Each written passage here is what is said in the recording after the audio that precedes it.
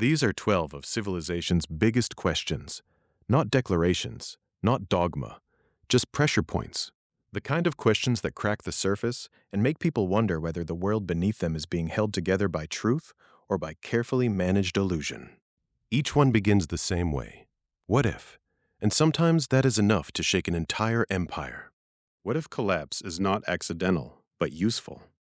What if some of the ugliest parts of modern life are not merely failed to be fixed, but quietly useful to the system surrounding them? Disorder creates budgets. Dependency creates permanence. Crisis creates permission. In that kind of civilization, problems do not have to be solved. They only have to be managed well enough to keep the machine fed. What if the real empire is not run by politicians, but by continuity? What if the true rulers of the modern world are the systems that keep food moving, money clearing, power flowing, medicine stocked, and cargo arriving on time? Governments may speak, but continuity decides whether society holds. Whoever controls the arteries of civilization may hold more real power than whoever holds office. What if attention is the new territory and the human mind is occupied land? What if the greatest conquest of the modern age is not geographic, but psychological? A people that can be distracted, fragmented, triggered, and exhausted on command can be ruled without chains. In that world, the battlefield is not just out there. It is in, the hand, on the screen, and inside the mind. What if people are not meant to know the truth, only to cycle through emotional weather? What if the goal of modern media is not clarity, but motion, outrage, fear, relief, scandal, confusion, repeat? Not to make everyone believe the same thing, but to keep them too flooded to stand firmly on anything at all. A population lost in emotional weather is far easier to move than a population anchored in reality. What if comfort is the anesthesia empires use before decline?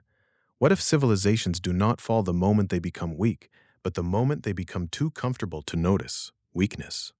The shelves stay full, the entertainment keeps playing, the lights still come on, and all the while, discipline thins out, seriousness evaporates, and the spirit required to defend the civilization quietly dies beneath convenience. What if the most powerful institutions depend on problems that never fully go away? What if some crises become too profitable, too politically useful, or too bureaucratically valuable to truly disappear? Addiction, disorder, housing instability, crime, mental illness, war, social decay, each one can generate whole industries of management. And once enough careers, contracts, and reputations depend on a problem surviving, solving it becomes a threat to the structure around it. What if history is not repeating itself, but upgrading itself? What if the old imperial patterns never vanished, but simply changed clothes?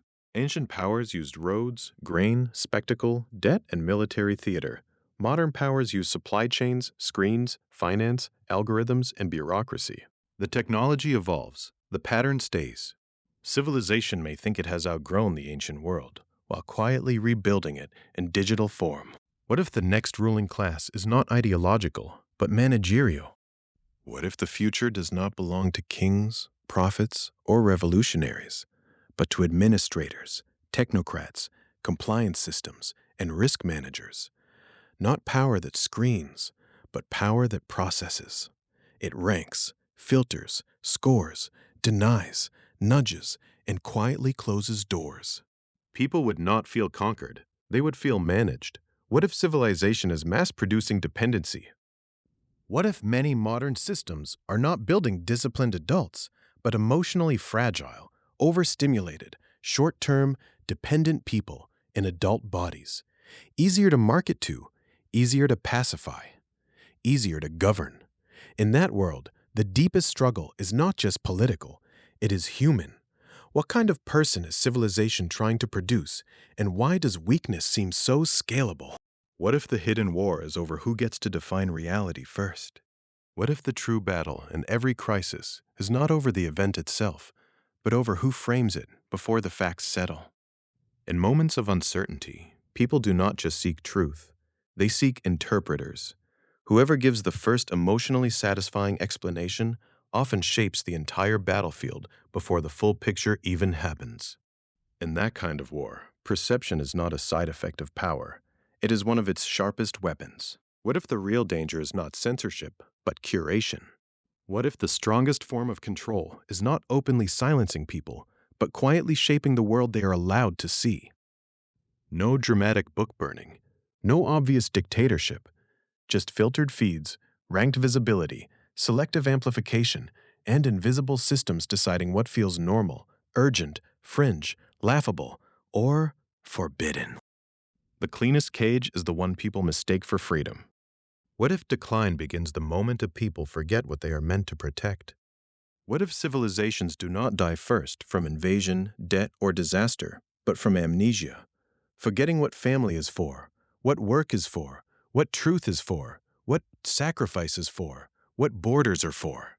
Once a people forgets the purpose of its own structures, those structures may still stand for a while, but hollow things do not stay empty for long. Something always comes to fill them. Follow @argue_mentor for the next chapter.